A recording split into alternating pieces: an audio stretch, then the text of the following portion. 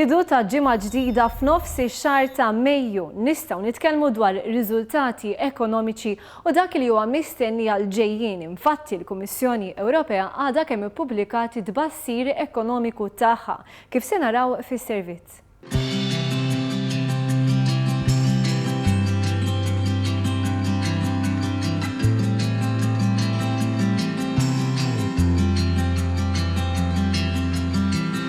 Kull staġun il-Kummissjoni Ewropea tippubblika tbassir ekonomiku.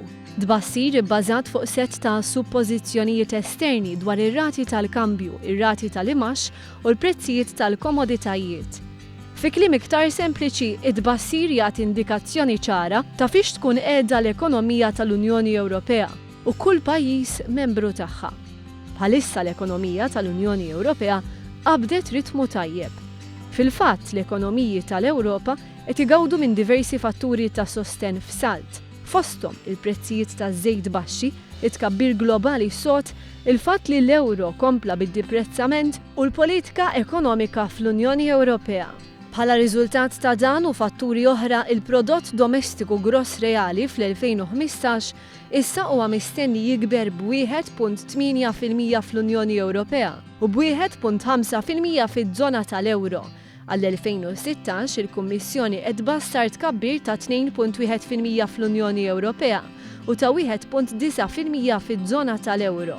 Pierre Moscovici, il-Kummissarju għall-Affarijiet Ekonomiċi u Finanzjarji ta' Stazzjoni u Dwana, qal li l-ekonomija Ewropea għaddejja mill-aħjar perjodu f'ħafna snin, bit-titjib sostnut kemm minn fatturi esterni kif ukoll minn miżuri politiċi li qed jibdew jagħtu il-frott.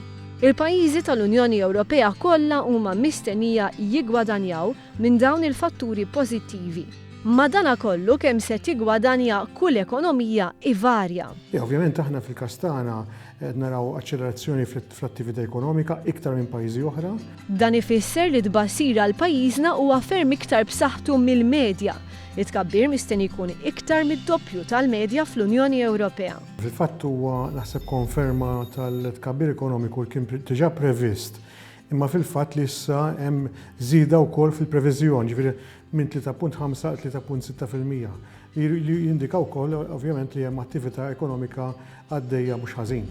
Philip von Brogdorf, ekonomista u lettur fl-Università ta' Malta, spjega x'inhuma l-fatturi li qed iwasslu għal dan it-tkabbir. Hemm diversi fatturi, għandek ovvjament il-konsum li qed jiżdied u allura dak ovvjament jgħin ukoll biex kun hemm tkabbir ekonomiku, hemm iktar investiment, sija mis-settur pubbliku, sija wkoll mis-settur privat li allura jiżidu wkoll l-attività ekonomika f'pajjiżna.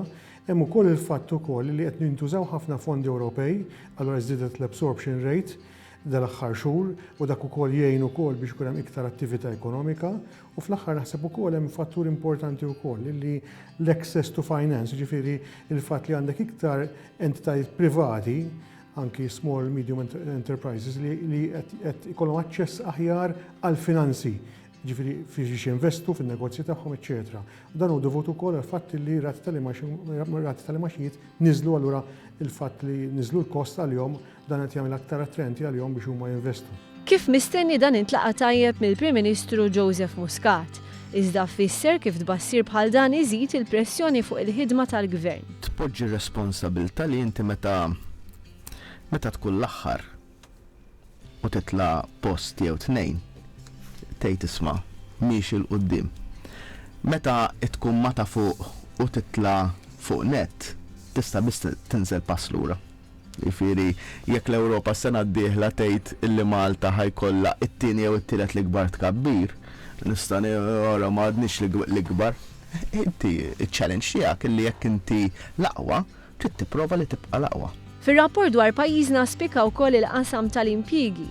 Malta kellha l-ikbar rata ta' tkabbir ta' impjiegi, xi ħaġa li nnota wkoll il-Viċi President tal-Kummissjoni Ewropea Ivan Dombrovskis li kien proprju Malta biex jiddiskuti dan is-suġġett u riformi li qed iħares lejhom pajjiżna. Job creation and increase of labor participation rates. Also Malta has done substantial progress. Jispikka iktar minn kollox is-sem tan-nisa fis-suq tax-xogħol. Mhux biss għax inħolqu aktar impjiegi, iżda għax ittieħdu diversi miżuri li għenu lil mara toħloq bilanċ aħjar bejn ix-xogħol u l-familja. fosthom iċ-child care b'xejn. Labor market participation, especially as regards female participation in the labor market, where there are also some policies which are being implemented, family-friendly policies, which are actually helping to balance, make this work and life balance, and actually improve the participation of women in a labor market. L-Unjoni Ewropea qed tara wkoll tnaqqis fid-dejn, tnaqqis li joffri ftit ta' tisħiħ finanzjarju wara bosta snin. Since the onset of the crisis, and it's a very important news, the debt burden is also decreasing. The debt to GDP ratio is estimated to have peaked in 2014 at 89% in the EU and 94% in the euro area. It is expected to decline this year and even more so next year. Iżda anke hawn ir-riżultati miksuba minn Malta huma ferm iktar b'saħħithom. Budget deficit, according to our forecast, is going to be 1.8% of GDP this year, and also public debt is on declining trajectory. So certainly there are lots of positive developments. L-investiment jilgħab parti importanti ħafna f'dan it-tip ta' tbassir u fir-riżultati li qed tikseb Malta. Pajjiżna qed jiġbed investiment kbir. L-investiment jgħin it-tkabbir ekonomiku fil-waqt li tkabbir ekonomiku jħajjar investiment ieħor. Iżda mhux biss, hemm ukoll opportunitajiet tal-kumpaniji Maltin. M'hemmx dubju ġifieri il-fatt li aħna għandna ekonomija pjuttost b'saħħitha u attività ekonomika li hawn ukoll biex ngħidlek daqstant b'saħħitha wkoll, dan jattira aktar investiment lejn pajjiżna. Imma mhux biss għax insu wkoll l-opportunitajiet ukoll jistgħu jinħolqu għall-kumpaniji tagħna fis-swieq ġodda. Ġifieri ma nistgħux ignoraw ukoll, apart investiment li ġej f'pajjiżna, dan ukoll investiment ta' kumpanija tagħna f'pajjiżi oħra. Pajjiżi mhux neċessarjament la fil-Eurozone u laqqas fl-Ewropa, imma barra mixtut tal-Ewropa. Ġifieri dak importanti wkoll għaliex ifisser ukoll li kumpaniji tagħna li jespandu ovvjament lokalment, imma daqstana jibqa' dak li hu importanti wkoll iħarsu lejn barra minn pajjiżna wkoll bħala opportunitajiet ta' investiment. Opportunitajiet ta' investiment jeżistu ovvjament fl-Asja u pajjiżi oħra wkoll fin-Nord Afrika fejn ovvjament jista' wkoll allura fl-istess waqt li jsir investiment dak jikkrea wkoll ġid ekonomiku għal pajjiżna wkoll. Iżda l-isfida l-Gvern ma tieqafx hawn għax wara kollox in-nies ma jiklux bir-rapporti. Il-Prim Ministru jitkellem dwar kif il-ġid li jinħoloq irid jitqassam aħjar. Il-challenge huwa li dan il-ġid li qed noħolqu irid jasal għand kulħadd. Sissa u nemmen dan huwa waħda mill-prioritajiet li għandu dan il-Gvern għax-xhur li ġejjin. Il-ġid li qed jinħoloq mhux bil-fors jinħass ma' kulħadd.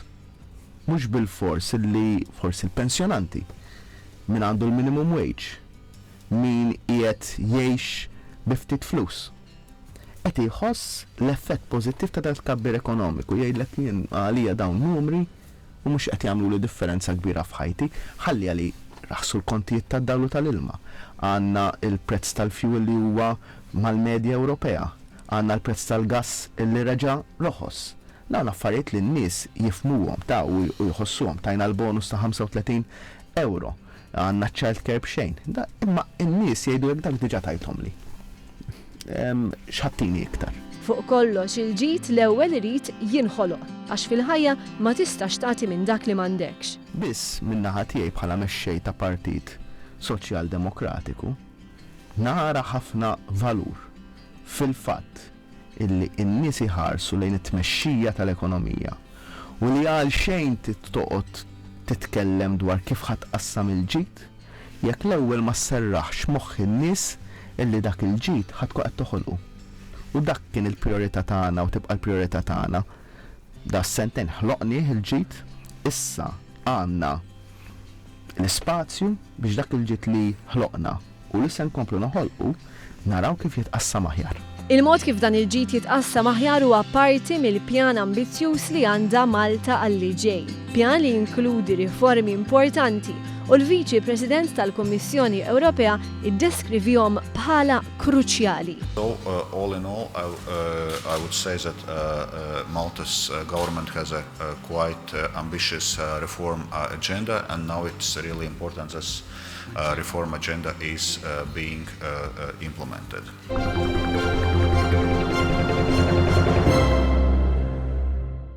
Għal min jixtieq jerġa' jsegwi dan il-programm jew inkella xi wieħed mill-programmi li xandarna sissa jista' iżur iċ-channel tagħna fuq YouTube. Għandna wkoll paġna Facebook li naġġornaw kontinwament.